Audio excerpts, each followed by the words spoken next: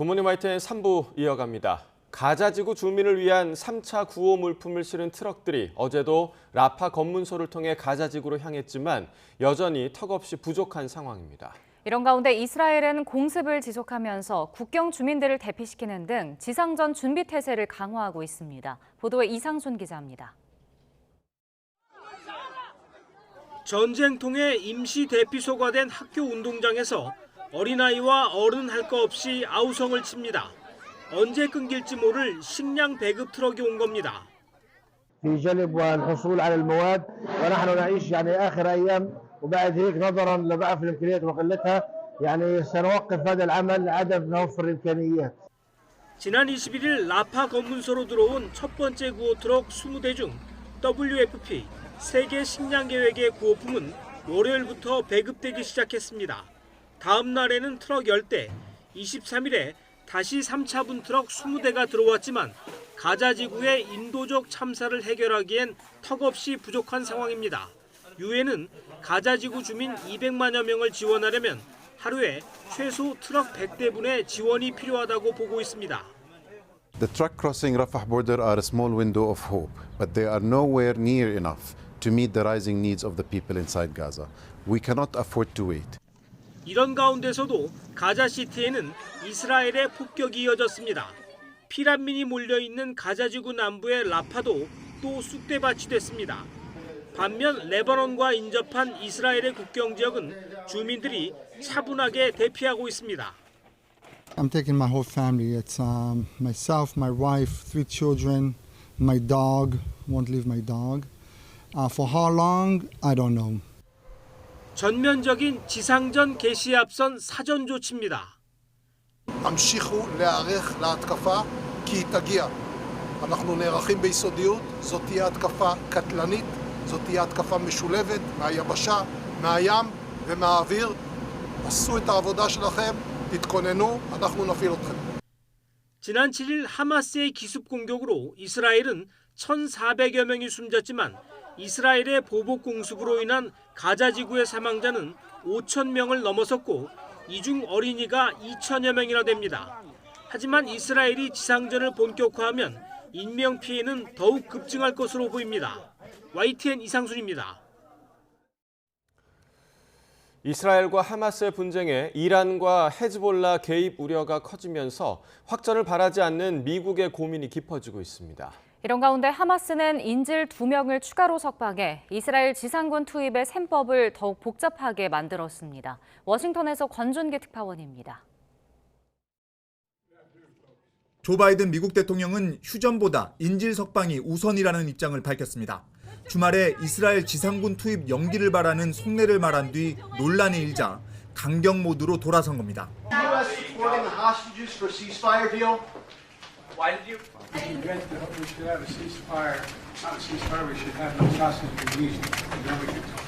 백악관도 지상군 투입 연기를 요청했는지 질문해 이스라엘이 알아서 판단할 일이라며 한 발 물러섰습니다.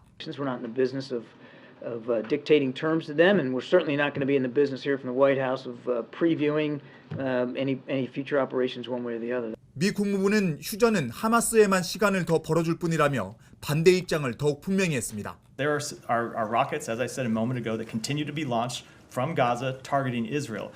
Any ceasefire would give Hamas the ability to rest, to refit, and to get ready to continue launching terrorist attacks against Israel.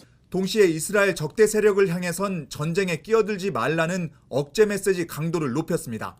백악관은 항공모함과 사드 배치에 이어 이스라엘의 군사작전 조언을 위한 미군 장교를 파견했다고 밝혔습니다. 이런 가운데 하마스는 인도주의적 이유를 들어 이스라엘 인질 2명을 추가로 석방했습니다. 지상전이 시작되면 인질의 안전도 장담할 수 없다는 압박을 이어간 셈입니다. 미국 입장에선 전쟁 확산도 막고 인질도 구해야 하지만 이스라엘의 지상군 투입은 주저앉히지 못하는 이 딜레마에 빠진 국면입니다. 워싱턴에서 YTN 권중입니다. 영국이 가자 지구에 2천만 파운드, 약 330억 원 규모의 인도적 지원을 추가로 제공합니다. 리시 수넥 총리는 현지 시간 23일 의회에서 이스라엘 팔레스타인 충돌에 관해 업데이트하며 가자의 민간인에게 추가 2천만 파운드 규모의 인도적 지원을 제공한다고 말했습니다. 영국은 지난주 1,000만 파운드 지원을 발표했습니다. 국제유가가 팔레스타인 가자 지구로의 구호품 반입이나 인질 석방 소식 등 중동 긴장이 다소 완화하며 하락했습니다. 현지 시간 23일 뉴욕 상업거래소에서 12월 인도 서부 텍사스산 원유 가격은 전날보다 2.94% 하락한 배럴당 85.49달러에 거래를 마쳤습니다. 브렌트유 가격도 1.2% 떨어진 배럴당 91달러 8센트의 거래를 마감했습니다.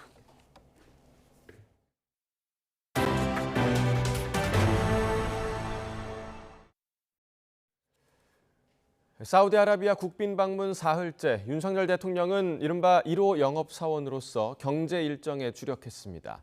특히 사우디의 초대형 신도시 건설 프로젝트인 네옴시티에서 우리 기업들이 수주할 수 있도록 전폭적으로 지원에 나섰습니다. 사우디 리야드에서 박소정 기자입니다. 예상 사업비만 5천억 달러, 사우디의 초대형 미래 신도시 건설 프로젝트인 네옴시티. 그 전시관에서 한 사우디 건설 협력 50주년 기념식이 열렸습니다. 1973년 삼한 기업이 국내 기업 최초로 사우디 고속도로 건설을 수주한 지 50년이 흐른 걸 기념하는 자리입니다. 윤석열 대통령은 이제 새로운 인프라 경제 협력을 열어가자면서 특히 네옴시티에 한국의 첨단 도시 건설 역량을 결합하면 미래 도시의 새 모델을 제시할 수 있다며 이렇게 강조했습니다. 사우디와의 건설 협력은 우리에게는 중동 신화가 되었습니다. 이제 새로운 도시 건설의 신화를 함께 만들어 갑시다.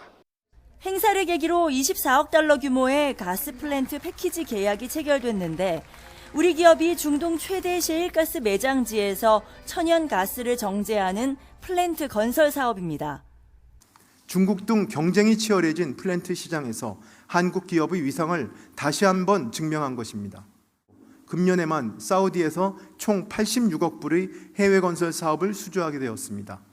포스트 오일 시대에 대비하고 있는 사우디. 미래기술 파트너십 포럼에서 윤 대통령은 디지털, 청정에너지, 바이오 헬스, 우주까지 4대 분야에서 한국과 사우디의 연대를 언급했습니다. 역시 네옴시티 사업 등을 염두에 둔 발언입니다. 한국은 세계 최고의 디지털 기술을 보유하고 있어 사우디의 스마트 시티 구축 사업과 연계한다면 양국 기업에 새로운 기회를 제공하고 빈살만 사우디 왕세자 겸 총리가 졸업한 킹 사우디대 강연에선 한국과 사우디가 퍼스트 무버, 즉 선도자로 거듭나야 한다 말했습니다. 세계 최대 규모 K컬처 페스티벌이 리야드에서 성공적으로 열린 것에 감사를 전하고 사우디 학생들을 위한 정부 장학금 지원 확대도 약속했습니다. 대한민국 1호 영업사원을 자처하는 윤 대통령이 전 세계가 주목하는 네옴시티 수주전에 주력하는 모습인데 실질적으로 얼마나 추가 성과가 나올 수 있을지 주목됩니다. 사우디 리야드에서 YTN 박소정입니다. 중동 순방 나흘째 윤석열 대통령은 현지 시간 24일 사우디아라비아 국빈 방문 마지막 일정으로 사막의 다보스 포럼으로 불리는 미래투자 이니셔티브 포럼에 참석합니다. 윤 대통령은 이번 포럼에서 경제투자 파트너로서 한국의 매력을 설명하고 한국과 중동의 협력 관계를 주제로 대담합니다. 이어 윤 대통령은 카타르를 국빈 방문해 한국관이 설치된 도하 국제원예 박람회를 방문합니다. 현지 시간 25일에는 카타르 군주인 타민 빈 하마드 알사니와 정상회담을 한 뒤 귀국길에 오를 예정입니다.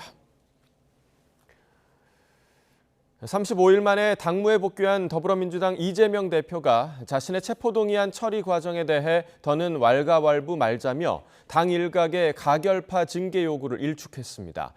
총선을 앞두고 내부 분열은 안 된다고 판단한 것으로 보이는데 대신 여권을 향해선 국정 전면 쇄신을 요구하며 날을 세웠습니다. 박기환 기자입니다.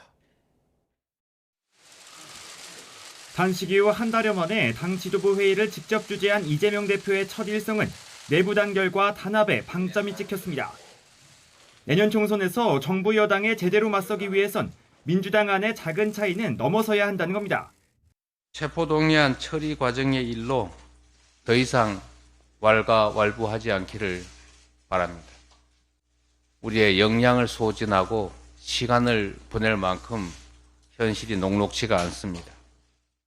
구속영장 기각과 보선 압승으로 당내 입지가 확고해진 상황에서 불필요한 내분을 촉발하지 않겠다는 뜻으로 풀이됩니다. 특히 총선이 반년도 채 남지 않은 만큼 현 지도부를 중심으로 역량을 집중해 선거를 승리로 이끌겠다는 의지가 엿보입니다. 내각 총사퇴와 국정 쇄신 요구 등 정부 여당을 향해 비판 강도를 높인 것도 이런 전략과 맥이 닿아 있다는 해석입니다. 국정 기조를 전면 쇄신해야 합니다.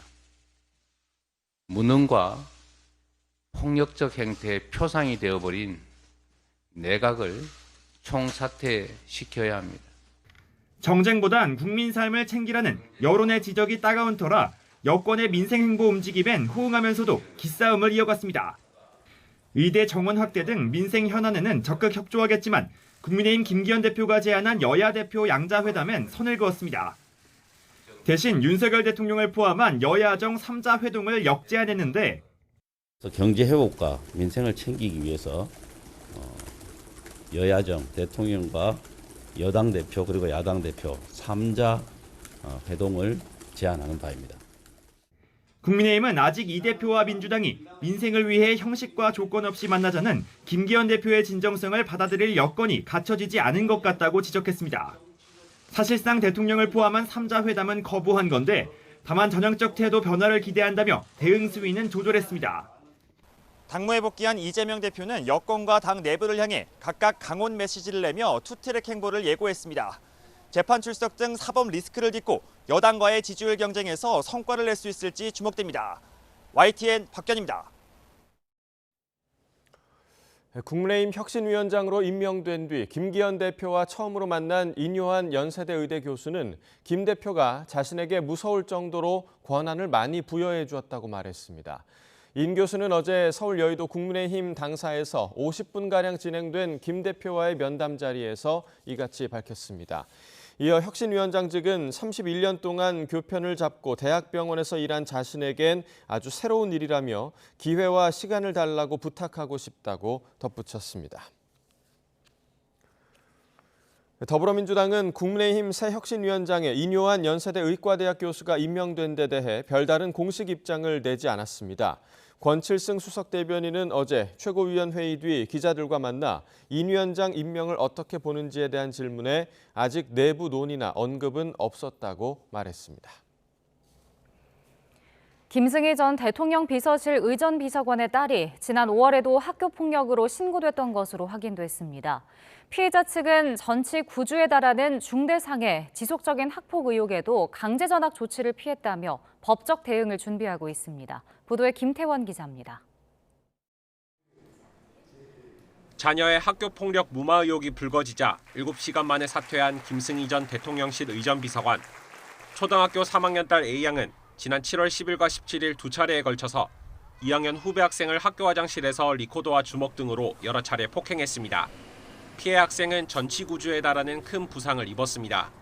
그런데 경기도 내 교육지원청은 학교 측의 심의 요청을 받고 2달 뒤에야 학교폭력대책자치위원회를 열었습니다. 도교육청 지침으론 21일, 늦어도 28일 이내엔 위원회를 열어야 하는데 지키지 않은 겁니다. 뒷북 심의 끝에 A양에게 내려진 징계 처분은 강제전학 한 단계 아래의 학급 교체였습니다. 하지만 전치 9주보다 부상 정도가 약한데도 강제전학 처분이 내려진 경우도 있었습니다. 부산에선 재작년 동급생을 상대로 현금을 뺏고 여러 차례 폭행해 전치 3주의 상해를 입힌 중학생이 강제전학됐고, 같은 해 충남에선 눈이 마주쳤다는 이유로 피해 학생에게 전치 3주의 부상을 입게 한 고등학생도 강제전학됐습니다.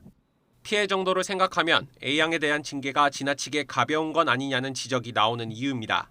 3주 이상 나오면 대부분 다 강제전학을 가정 보내는 경우도 많이 있죠. 수사를 해서 밝혀내야 될 문제라고 봐요. 그런데 이제 정상적이지 않은 것만은 분명하죠. 또 학폭위 심의에선 심각성과 지속성 등 5개 부문에서 0점에서 4점 사이를 부여해 그 총점으로 조치를 결정합니다. A양은 15점으로 강제전학이 내려지는 16점에서 1점이 모자랐는데 지속성 부문에서 불과 1점만을 받았습니다. 폭력이 일회성이었다는 이유로 평가 점수가 낮았다는 건데 A양이 학교폭력으로 신고가 접수됐던 건 이번이 처음이 아니었습니다. 지난 5월에도 동급생에게 언어폭력으로 신고됐는데 피해 학생과 화해했고 학폭위 개최를 원하지 않아 학교장이 자체적으로 사건을 종결했다는 겁니다. 피해자 측은 알려진 2차례 폭행 외에 추가 폭행이 있었다며 행정소송 등 법적 절차를 검토하는 것으로 전해졌습니다. 경기도 교육청은 A양이 지속성 부문에서 낮은 점수를 받았던 건 학폭위 내부에서 판단한 것이라 설명하기 어렵다는 입장입니다. 다만 사안 처리 과정에서 부당한 압력은 없었는지 점검해 문제가 있으면 조치에 나설 방침입니다. YTN 김태원입니다. 헬로윈 기간 이태원 지역 인파 운집을 경고한 경찰 정보 보고서 삭제를 지시한 혐의를 받는 박성민 전 서울경찰청 공공안녕정보외사부장이 삭제 지시가 잘못된 판단이었다고 인정했습니다. 서울 서부지방법원에서 열린 어제 재판에 출석한 박 전 부장은 목적이 달성된 정보 보고서는 삭제해야 한다는 경찰 내부 지침에 따라 당시 해당 보고서의 삭제를 지시했다고 밝혔습니다. 전국 농가에서 소 바이러스 질병인 럼피스킨병 확진이 이어지는 가운데 인천 강화도 축산 농가에서 의심 신고가 잇따라 접수됐습니다. 인천시는 강화군 축산농가 3곳에서 럼피스킨병 의심 신고가 접수됐다고 밝혔습니다. 강화군의 양산면, 하전면, 화도면에 있는 이들 농가에선 각각 젖소와 한우 등을 적게는 20마리에서 많게는 97마리까지 키우는 것으로 알려졌습니다. 말레이시아 마약 조직의 필로폰 국내 밀반입을 인천공항 세관 직원들이 도왔다는 의혹과 관련해 마약 조직원들이 세관과 서로 사진을 공유했다고 진술한 것으로 알려졌습니다. 서울 영등포경찰서는 앞서 검거한 마약 조직원들로부터 이 같은 진술을 확보해 조사하고 있습니다. 마약 조직원들은 말레이시아 출국 전 자신들의 사진을 세관에 전달했고 세관 직원들의 사진도 미리 받았으며 한국에 입국하자 이들이 와서 자신들을 인솔했다고 주장하는 것으로 전해졌습니다.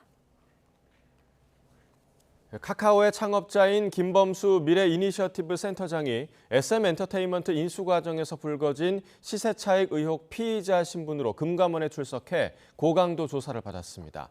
일각에서는 시세 조종 처벌 여부에 따라 카카오뱅크의 대주주가 바뀔 가능성도 있다는 관측이 나옵니다. 홍민기 기자입니다. 15시간 넘는 금융감독원의 강도 높은 조사를 마치고 나온 김범수 미래이니셔티브 센터장은 카카오를 둘러싼 시세 조종 의혹에 대해 말을 아꼈습니다. 어느 부분을 중점적으로 소명하셨는지요? 성실 조사에 임했습니다. 앞서 금융감독원은 지난 2019년 자본시장 특별사법경찰이 출범한 이후 처음으로 조사 대상을 포토라인에 세우며 그동안의 수사에 대한 자신감을 드러내기도 했습니다. 김 센터장은 금감원 출석 당시에도 성실히 임하겠다는 말만 남기고 아무런 답변을 하지 않았습니다. 국가조작 혐의 인정하십니까? 카카오가 창사일이 최대 위기라는 말이 나오고 있는데 관련해서 한 말씀 부탁드립니다. 한 말씀 해주시죠. 성실 조사에 임하겠습니다. 배재현 대표한테 주가조작 지시하거나 보고받은 적 있으십니까? 카카오는 지난 2월 하이브와의 SM엔터테인먼트 경영권 인수 경쟁 당시 2,400억 원가량을 투입해 SM 주가를 의도적으로 끌어올렸다는 의혹을 받고 있습니다. 이 과정에서 자산운용사인 원아시아 파트너스와 공모했다는 의혹도 조사 대상입니다. 앞서 김 센터장의 사무실과 휴대전화를 압수수색한 금감원은 카카오 실무진들의 휴대전화에서 시세 조종 정황이 담긴 통화 녹음 파일과 문자 등을 확보한 것으로 전해졌습니다. 특히 하이브의 공개 매수를 막기 위해 직원들이 특정 가격 이상으로 주식 매수 주문을 논의하는 내용 등도 담긴 것으로 알려졌습니다. 생각보다는 수사가 신속하게 진행되고 있으며 어느 정도 실체 규명에 대한 자신감은 저희가 갖고 있어서 아직 기소 전 단계라 결과를 예단하긴 어렵지만 일각에선 처벌 여부에 따라 카카오뱅크 대주주 적격성 문제가 불거질 수 있다는 관측이 나옵니다. 현재 카카오뱅크의 지분 약 27%를 보유하고 있는 대주주인 카카오가 벌금형 이상 처벌로 적격성에 문제가 생겨 금융당국의 적격성 충족 명령을 해결하지 못할 경우 지분 10% 초과분을 처분해야 하기 때문입니다. 하지만 여전히 카카오 측은 시세 조종이 아니라 정당한 장내 주식 매수였고 김 센터장도 이에 관여한 바 없다는 입장인 것으로 전해졌습니다. 올해 초부터 이어진 경영진들의 잇따른 사법 리스크로 인해 지난주 심리적 저항선이었던 4만 원 선 아래로 내려간 카카오는 52주 신저가를 경신하고 있습니다. YTN 홍민기입니다. 3년 동안 이어진 대한항공과 아시아나항공의 인수 통합 절차가 다음 주 분수령을 맞습니다. 아시아나항공 이사회에서 화물 사업 매각을 어떻게 결정짓느냐에 따라 합병 향배가 갈릴 전망입니다. 윤혜리 기자의 보도입니다. 대한항공과 아시아나항공이 합병 과정의 난기류를 만났습니다. 기업 결합을 심사 중인 유럽연합 집행위원회가 두 항공사 합병으로 유럽 화물 노선 독점이 우려된다며 제동을 걸고 나선 겁니다. 이에 따라 대한항공은 아시아나항공 화물 사업에 대한 분리 매각 방안을 담은 시정안을 제출할 계획입니다. 오는 30일 아시아나항공 이사회의 승인부터 얻어야 하는데 이사진 6명 가운데 4명 이상의 동의가 필요합니다. 당장 내부 반발이 만만치 않습니다. 아시아나항공노조는 화물 사업 매각은 항공사 해체나 다름없다며 기업 결합을 즉각 중단하라고 촉구했습니다.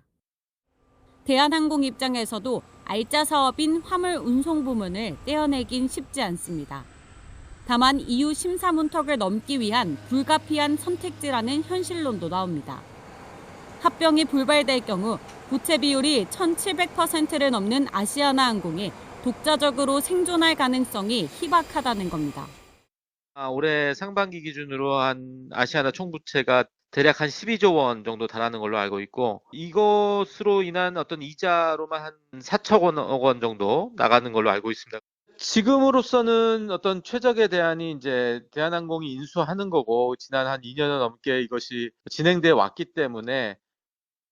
아시아나항공은 지난해 화물 운송으로 7,400억 원에 달하는 역대 최대 흑자를 냈지만 영업이익의 60%는 부채를 갚는 데 썼습니다.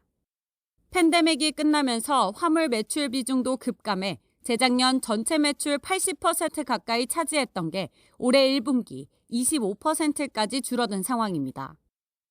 결국 아시아나항공 이사진이 기업 결합에 향배를 준 가운데 매각 결정이 날 경우 남은 심사 과정에 속도가 붙을 전망입니다. YTN 윤혜리입니다. 하청을 맡은 중소기업의 기술 자료를 요구하면서 요구 목적 등이 명시된 서면 제공 의무를 위반한 프랑스 기업 포레시아 한국 법인이 공정거래위원회 제재를 받았습니다. 포레시아 코리아는 2018년 4월부터 2020년 12월까지 4개 중소기업에 현대 기아차에 납품할 부품 제작을 위탁하면서 100여 개 기술 자료를 제출받았지만 요구서를 제공하지 않았다가 공정위 시정명령과 함께 과징금 5,600만 원을 부과받았습니다. 국제유가 상승 등의 영향으로 지난달 생산자 물가가 석 달 연속 오름세를 보였습니다. 한국은행이 발표한 9월 생산자 물가지수는 121.67로 한 달 전보다 0.4% 오르며 상승세를 이어갔습니다. 1년 전보다는 1.3% 오르며 전년 동월 기준으로도 2달 연속 상승했습니다.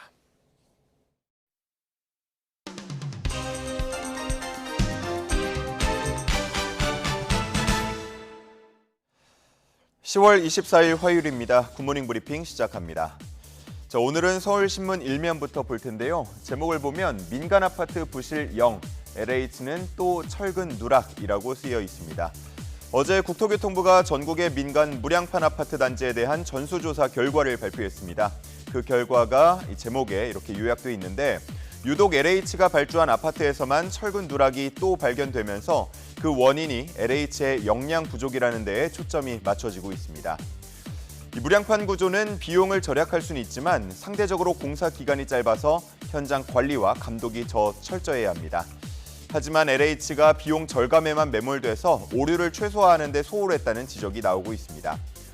그리고 설계와 시공이 단절되면서 공사가 유기적으로 이루어지기 힘들고 감리를 자체적으로 선정하면서 전관 카르텔까지 발생한 점이 문제를 더 키웠다는 분석입니다.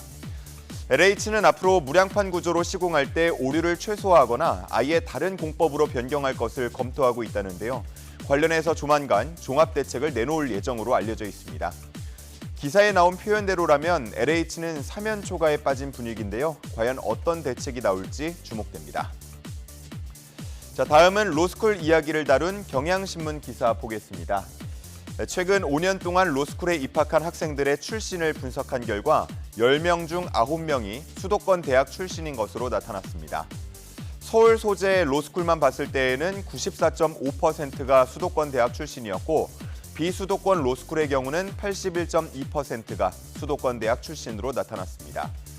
또 이들의 출신 고등학교도 일부 조사가 됐는데 비수도권 로스쿨에 다니는 학생 중 수도권 고교 출신이 48%, 또 이들 중에서 강남 3구 출신이 9%를 차지했습니다. 이러한 결과를 보면서 강남 출신 학생들이 의대를 점령하고 있는 현상이 로스쿨에서도 반복되고 있다면서 교육 격차를 지적하는 목소리가 나오고 있습니다. 그동안 로스쿨의 고소득층과 또 상위권 대학 출신들만 몰린다는 지적은 꾸준히 제기돼 왔는데 이번 분석을 통해서 그러한 쏠림 현상이 보다 뚜렷해졌다는 평가가 나오고 있습니다. 다음은 반도체학과 이야기를 전하는 한겨레 기사입니다. 정부는 작년 반도체 인재 15만 명을 양성한다는 계획으로 대학 규제를 일부 완화한 바 있습니다. 그러면서 지난 1년 동안 반도체 관련 학과가 76개 늘어서 총 309개 대학에 1,421개가 됐습니다. 그런데 같은 기간 전임 교수는 오히려 19명 감소한 것으로 나타났는데요. 전임 교수가 단 한 명도 없는 곳도 980여 곳, 70%에 달했습니다. 다시 말해서 반도체 관련 학과 10곳 중 7곳에서는 겸임, 초빙, 객원 교수가 강의를 하거나 학부나 대학원에 속한 교수가 번갈아 오가면서 학생을 가르치고 있다는 뜻이 되겠습니다. 그러면서 기사에서는 교육의 질이 떨어질 수밖에 없다고 지적했습니다. 기본적인 교육 자원이 확보되지도 않은 상태에서 학과부터 개설했다고 비판하는 의견도 나오고 있습니다. 국회 교육위원회 소속 김영호 의원은 전임 교수 확보 등 특별한 대책 없이는 반도체 인재 양성 계획은 공연불에 그칠 우려가 있다고 말하고 있습니다. 자, 오늘 마지막은 조선일보 기사입니다. 고령화 사회가 되면서 일을 하고자 하는 고령층도 많아지고 있습니다. 통계청에 따르면 55세에서 79세 1,548만 명 중에서 68.5%는 일하기를 희망하는 것으로 나타났습니다. 하지만 지난 1년 동안 구직 경험이 있는 비율을 보면 20%도 채 되지 않는데요. 구직을 할 때 일자리에 대한 정보를 얻기 어려워한 경우가 많은 것으로 나타났습니다. 요즘은 일자리에 대한 정보가 대부분 인터넷에 올라와 있죠. 하지만 고령층은 인터넷 채용 정보 사이트나 앱을 활용하는 걸 어려워하고 있었습니다.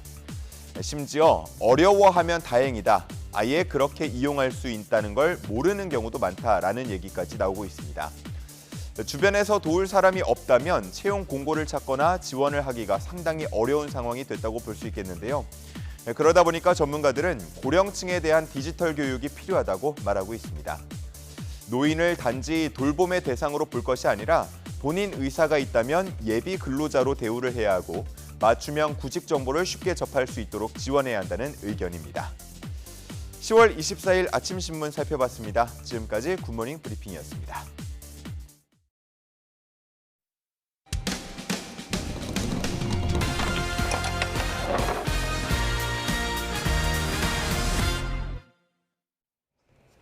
최근 외국인 관광객이 다시 몰리고 있는 서울 도심 유명 관광지 주변은 관광 버스들의 주차장을 방불케 합니다. 이 때문에 시민들 불편을 초래할 수밖에 없는데 기사들은 주차할 곳이 없다며 하소연합니다. 우종훈 기자가 현장을 돌아봤습니다. 청와대 분수대 주변으로 관광버스들이 가득합니다.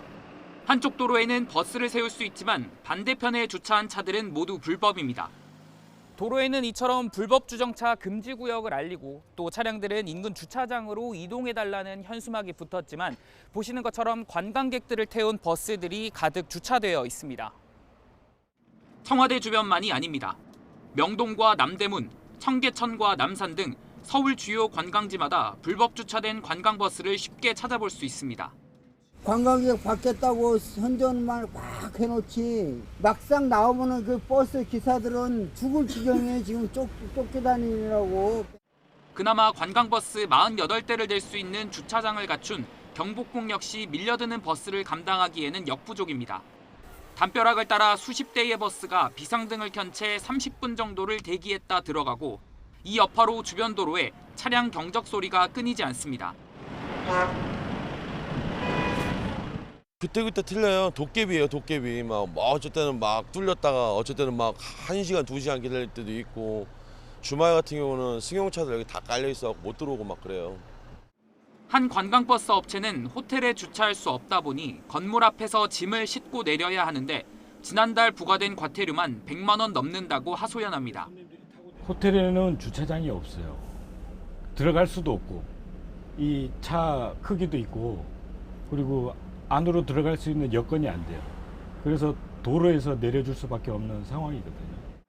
자치구는 교통 불편을 일으키는 불법 주정차를 원칙대로 단속할 수밖에 없다는 입장입니다. 현재 서울 관광버스 주차 공간은 모두 628면인데 외국인 관광객이 몰리는 4대문안은 265면에 불과합니다. 이탈리아 로마와 프랑스 파리는 도심을 관광지역과 외곽지역으로 나눠 관광객이 많이 찾는 지역일수록 버스를 적게 통행시키는 등 통제하고 있습니다. 또 영국 런던은 관광지별로 승하차 수요가 많은지 주차 수요가 많은지를 구분해 관리하고 있습니다. 신규 건물을 계획할 때 그 관광지 주변에 있는 경우에 대해서는 그런 관광버스 주차장을 공간을 확보할 수 있는 이런 정책들도 감안하는 것이 필요할 것이라고 보입니다. 오는 2027년까지 한 해 외국인 관광객 3천만 명이 서울을 찾도록 하겠다는 서울시. 현재 관광버스 주차장 신설 계획은 종로구 송현동에 50면을 더 만든다는 것이 전부라 불법 주정차를 둘러싼 문제는 계속될 수밖에 없는 상황입니다. YTN 우종훈입니다. 익명 SNS 같은 온라인 공간에서 특정인을 따돌리거나 괴롭히는 이른바 사이버불링 피해가 새로운 문제로 떠오르고 있습니다. 가해자를 밝혀내려고 경찰에 수사를 의뢰하는 경우가 많은데 늑장 대응으로 자료 보관 시한을 넘기는 경우가 적지 않다고 합니다. 보도에 강민경 기자입니다. 고등학생 딸을 키우는 A씨는 지난해 12월 딸이 사이버 폭력을 당했다는 걸 알고 충격에 빠졌습니다. 딸이 익명의 질문에 답을 하는 SNS 서비스를 썼는데 여기에 딸에 대한 비방이 질문 형식으로 쏟아진 겁니다. 그냥 장난치고는 너무 심각한 내용이었고 외모를 비하한다든지 욕을 한다든지 인격적으로 모독감을 느낄 수 있을 만한 표현들이 여러 번 있어서 가해자를 밝히려고 경찰에 신고한 A씨. 반년이 흐른 지난 6월에서야 자료가 없어서 수사를 더 못한다는 연락을 받았습니다. 경찰은 사건 발생 5개월이 지나서야 해당 업체에서 사건에 대한 IP 자료를 받았습니다. 뒤늦게 통신사에 신원 확인 요청을 했지만 기록 보전 시간이 3개월이라 남아있는 자료가 없는 겁니다. 경찰도 억울하다는 입장입니다.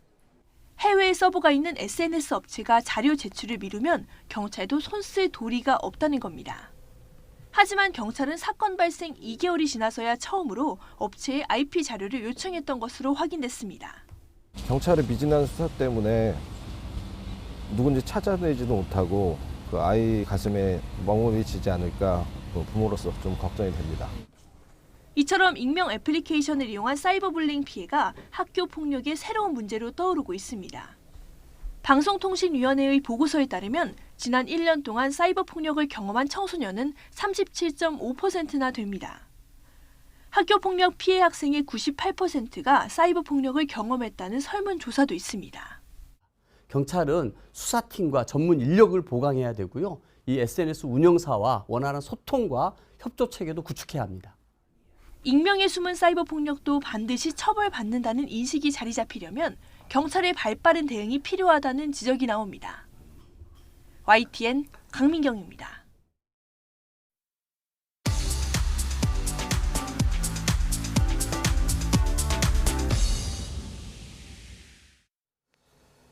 네, 경제 소식을 빠르고 친절하게 전달해 드립니다. 오늘 굿모닝 경제는 허준영 서강대학교 경제학부 교수와 함께하겠습니다. 교수 어서 오세요. 어서 오십시오. 네, 먼저 카카오 소식부터 짚어보겠습니다. 저희가 조금 전에 이제 보도로도 전해드렸는데 카카오 창업자인 김범수 전 의장이 SM엔터테인먼트 인수 과정에서 이제 시세 조정 의혹을 받고 있습니다. 조사 당국이 좀 어떤 점을 중점적으로 보고 있는 건가요? 네, 시점을 올 한 2월로 돌려보면요. 예. 이때 이제 그 SM엔터테인먼트를 인수하기 위해서 두 회사가 이제 맞붙었습니다. 예. 카카오랑 하이브, 저희가 알고 있는 이제 BTS가 있는 하이브죠. 네. 붙었었는데 그때 이제 보통 경영권 같은 걸 확보하기 위해서 저희가 공개 매수라는 걸 합니다. 이건 뭐냐면 증권시장 밖에서 그 증권시장 안의 가격보다 좀 높은 가격으로 주식을 사서 이제 경영권을 조금 가지려고 하는 이런 공개 매수라는 걸 하는데 그래서 미리 약정된 가격으로 약정된 물량만큼 이제 공개 매수를 보통 합니다. 그래서 하이브가 이제 SM 것을 주식을 이제 공개 매수하려고 했는데 그 가격이 있지 않습니까? 그 가격보다 일시적으로 높게 카카오가 이제 주식을 매입함으로써 이것들을 높여서 공개 매수를 방해한 게 아니냐. 왜냐하면 공개 매수라는 건 시장 가격보다 높은 가격으로 어떤 다른 회사가 사기로 한 건데 시장 가격이 그것보다 높아져 버리면 이제 공개 매수가 이루어지지 않겠죠. 그래서 그렇게 해서 방해한 것이 아니냐. 그래서 이것들에 대해서 시세 조정이 있었느냐. 그리고 이 시세 조정이 있었다면 김범수 전 의장의 지시가 있었느냐 혹은 최소한 보고는 받았느냐 이런 것들에 대한 조사가 있었던 것으로 보입니다. 뭐 아직은 판단하기 좀 어렵지만 만약에 이제 카카오법인이 유죄를 판결받으면 이 카카오뱅크의 대주주 적격성 문제가 또 나올 수 있다고 하던데 이렇게 되면 자격을 잃을 수 있다는 건가요? 네, 인터넷은행 같은 경우는 산업자본이 인터넷은행의 대주주가 되려면 최근에 어떤 경제 관련된 법률 위반으로 처벌을 받은 규정이 있으면 그런 기록이 있으면 안 됩니다.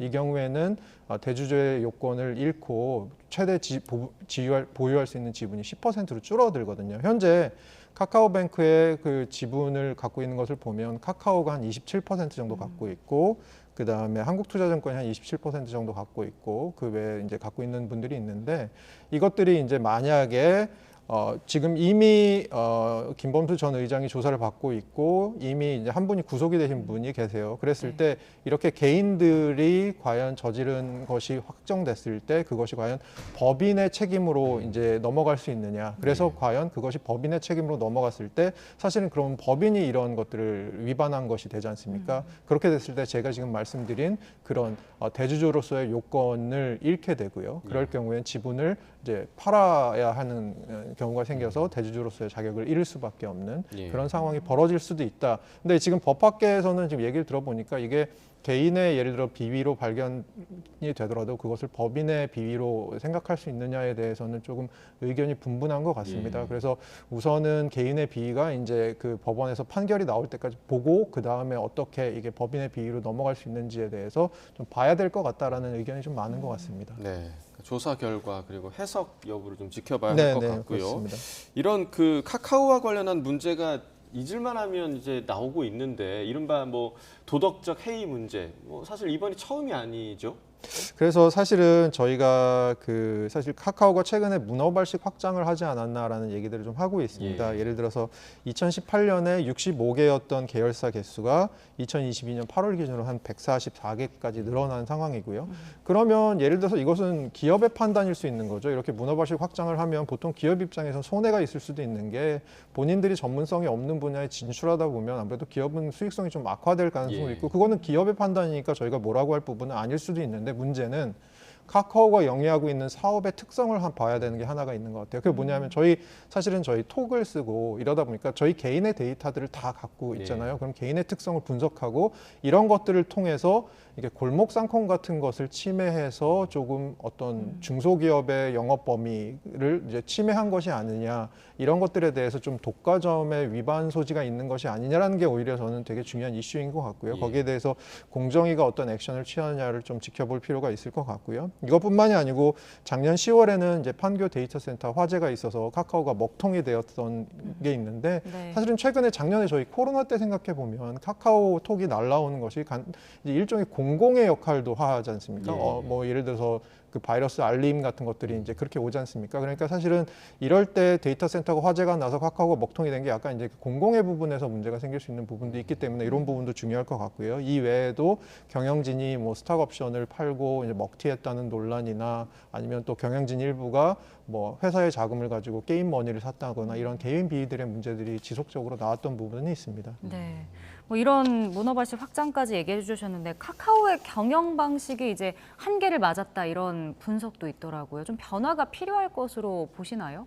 그러니까 아무래도 이제 카카오를 없이 저희가 생활하는 것은 그러니까 개별 소비자의 관점에서는 좀 생각하기 힘든 게 이제 네트워크 효과라는 것이 있지 않습니까? 나도 카카오를 쓰고 상대방도 카카오를 쓰는데 만약에 카카오를 안 쓰는 사람이 있으면 사실은 문자를 해야 되지 않습니까? 네. 저희가 그런 거 불편하죠. 굉장히 예. 불편하지 예. 않습니까? 그러니까 나도 쓰고 너도 쓰면 제3자도 써야 되는 그런 네트워크 효과가 있을 수밖에 없는데요. 그것을 가지고 카카오가 아주 집중적으로 성장을 할 수 있었는데 최근 들어서는 이제 카카오에 관련된 지금 저희가 오늘 논의됐던 그런 문제들, 이슈들이 좀 있기 때문에 아무래도 최근에 카카오 주가도 아까 이제 잠깐 꼭지로 나왔습니다만 좀 떨어지고 있는 입장이고 이러다 보니까 카카오가 조금 어떤 경영의 방침 같은 것에 대해서 돌파구를 좀 마련해야 되지 않나라는 얘기들은 있는 것 같습니다. 네. 자, 여기 이어서 이제 우리나라 잠재 성장률 관련 이야기를 좀 해보겠습니다. 올해 우리나라 잠재 성장률이 사상 처음으로 1%대 기록할 가능성이 있다. 지금 이런 분석이 나오고 있는데 이걸 어떻게 좀 해석을 해야 할까요? 그러니까 잠재 성장률이란 거를 먼저 어려워하실 것 같은데요. 예. 이거는 이제 인플레이션을 발생시키지 않고 어떠한 경제가 자원이나 노동력이나 기술들을 이용해서 최대한으로 생산할 수 있는 생산량이라고 생각하시면 되는데요. 가장 쉽게 생각하시면 뭐 예를 들어서 10개 정도의 빵을, 저 아침이니까 배고프니까 빵 얘기를 드릴게요. 그 10개 정도의 빵을 생산할 수 있는 어떤 제과점이 있다고 생각해 보면 10개 정도의 빵을 생산할 수 있는 기계와 그 정도의 제빵사를 두고 있겠죠. 그런데 만약에 빵에 대한 수요가 늘게 되면 빵을 더 해야겠죠. 그럼 예. 더 생산하다 보면 제빵사도 더 고용해야 되고 그 다음에 기존에 있던 밀가루나 이런 것도 더 많이 사야 되고 이러다 보면 아무래도 이제 가격이 좀 상승할 가능성이 있지 않습니까? 그리고 사오는 가격들이 아무래도 그러다 보면 이 빵도 좀 가격을 올려받아야 될 것 같죠. 예. 그럼 가격이 올라갈 수밖에 없죠. 반대로 빵에 대한 수요가 줄어들면 반대 현상이 벌어지고요. 그래서 이렇게 인플레이션을 발생시키지 않을 정도로 하면서 경제가 최단으로 생산해낼 수 있는 양. 그러니까 일종의 경제의 기초 체력이라고 생각하시면 될 것 같아요. 왜냐하면 경기가 좋으면 더 많이 생산하고 경기가 좀 나쁘면 덜 생산하지만 그 경제는 평균적으로 무리하지 않고 저 정도 생산할 수 있어라고 하는 생산량이 잠재 생산량이라고 생각하고 그 잠재 생산량이 해마다 얼마나 증가하느냐를 보는 게 잠재 성장률이라고 보시면 될 것 같습니다. 네.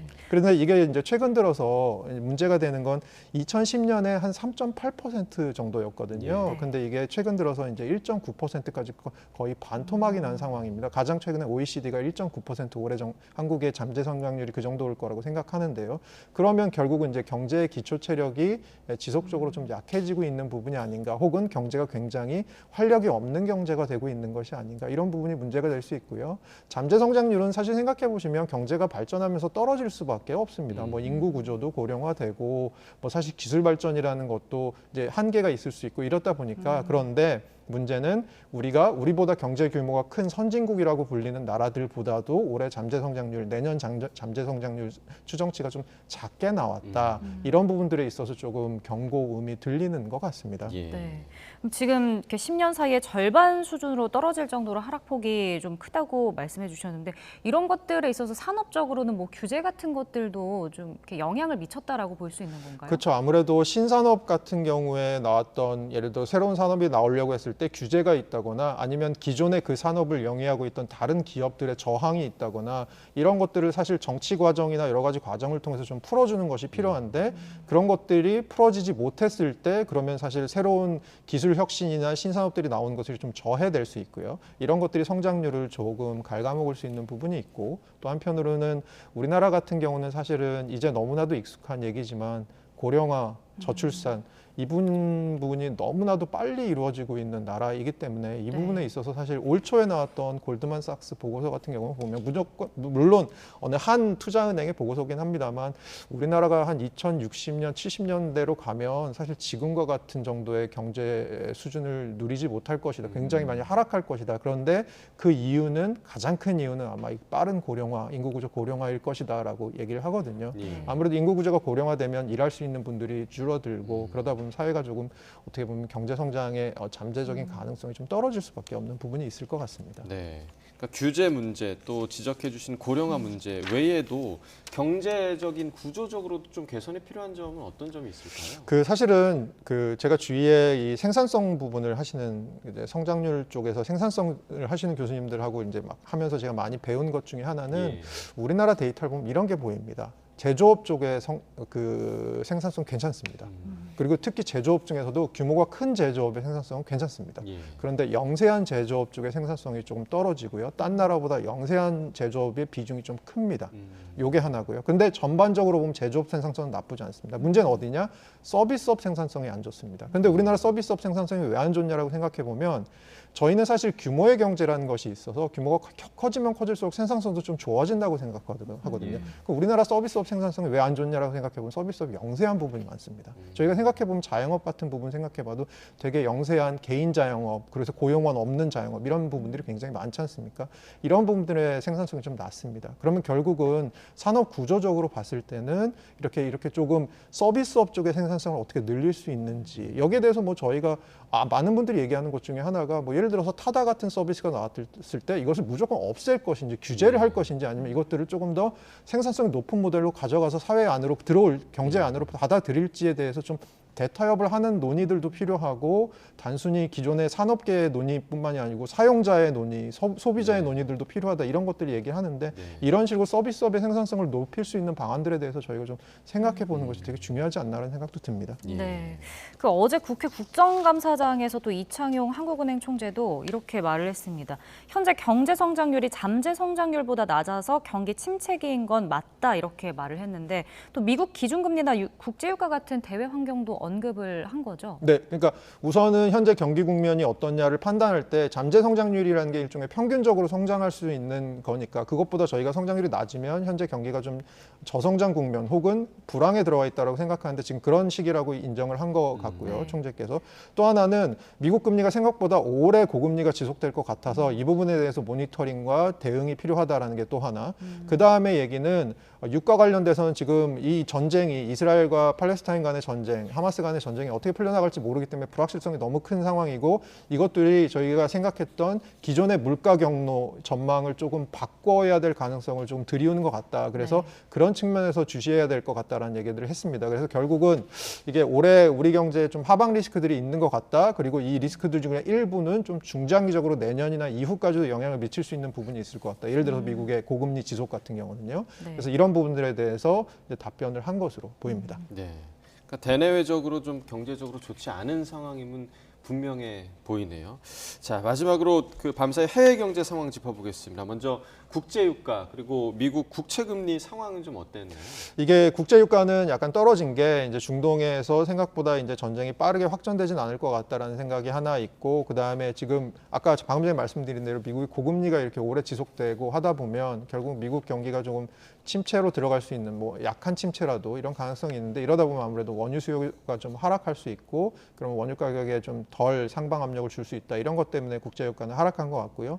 미국 국채금리는 좀 걱정되는 부분인데 어제 일시적으로 5% 뚫었다가 결국 이제 4%대 후반 4.85 정도로 이제 마감을 한 것 같습니다. 그래서 미국 국채금리가 최근에 특히 10년물 금리 같은 경우가 사실 이제 미국의 향후의 경기나 물가에 대한 전망을 굉장히 많이 반영하고 있는 금리라서 이런 부분들을 좀 주시하셨으면 좋겠는데 이 부분이 조금 높은 것들이 아무래도 우리나라나 미국뿐만이 아니고 우리나라나 여러 나라에 지금 조금 제약사항으로 작용하는 것 같습니다. 네.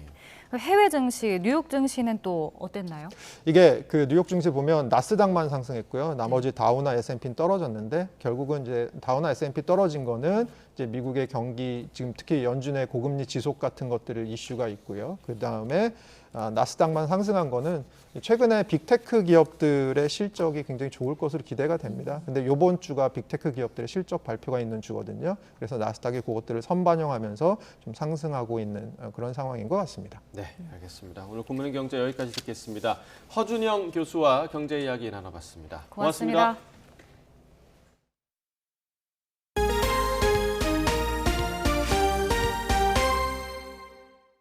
네, 프로야구 준 플레이오프 2차전에서 NC가 SSG를 7대3으로 꺾고 적지에서의 1, 2차전을 모두 승리로 장식해 플레이오프 진출까지 1승만을 남겼습니다. NC는 SSG 선발 김광현을 공략하는 데 성공해 1회 대거 석점을 먼저 달아난 뒤 8회 김영준의 쐐기 홈런 등 석점을 더 뽑아서 7대3으로 이겼습니다. SSG는 한유섬의 연타석 홈런으로 한 점 차까지 추격했지만 경기 후반 마운드가 버텨주질 못했습니다. SSG와 NC는 하루를 쉰 뒤 내일 NC 홈인 창원에서 오원석과 태너를 선발로 내세워 3차전을 치릅니다. 오늘은 밤사이 기온이 크게 떨어지면서 서리가 내린다는 절기 상강입니다. 하지만 큰 추위는 없겠고요. 중서부 지방에만 오전부터 밤사이에 산발적인 가을 비가 내리겠습니다. 또한 출근길에는 내륙 곳곳으로 짙은 안개가 끼면서 시야가 무척 답답하겠는데요. 현재 일부 지역의 가시거리는 100m 안팎까지 좁혀졌고요. 광주공항과 청주공항에는 저시정 경보도 내려졌습니다. 출근길 항공기 운항 여부 확인해 주시고요. 교통안전에도 각별히 주의해 주시기 바랍니다. 네, 현재 전국 곳곳으로 하늘빛이 흐린 상황입니다. 점차 서해상에서 비구름이 유입되며 오전 중 중부 서해안에 비가 시작되겠고요. 낮 동안 비구름은 서울 등 그 밖의 중서부 지방으로 확대하겠고 밤에는 호남 서해안에도 약한 비가 살짝 내리겠습니다. 비의 양은 5에서 10mm로 많지 않겠지만 벼락과 돌풍, 쌀락 우박이 동반되는 곳이 있겠습니다. 안전사고에 주의해 주시기 바랍니다. 오늘 아침 기온은 어제와 비슷하거나 조금 높겠습니다. 현재 서울은 11.2도, 광주 10.2도로 출발하고 있는데요. 낮에는 서울 기온 19도, 대전 20도, 대구 21도로 어제보다는 조금 낮겠지만 예년 수준의 가을 날씨를 보이겠습니다. 당분간 이맘때 기온을 보이며 큰 추위는 없겠습니다. 모레 밤부터 글피 사이 중북부 지방에는 또 한 차례 가을 비가 내릴 전망입니다. 동해안 지역은 대기가 점점 메말라가고 있습니다. 강원 동해안에는 건조주의보도 발효 중인 만큼 화재 예방에 각별히 주의해 주시기 바랍니다. 지금까지 YTN 홍나실입니다. 네, 이상으로 화요일 굿모닝 YTN 마칩니다. 잠시 후 뉴스라이더가 방송됩니다. 시청해 주신 여러분 고맙습니다.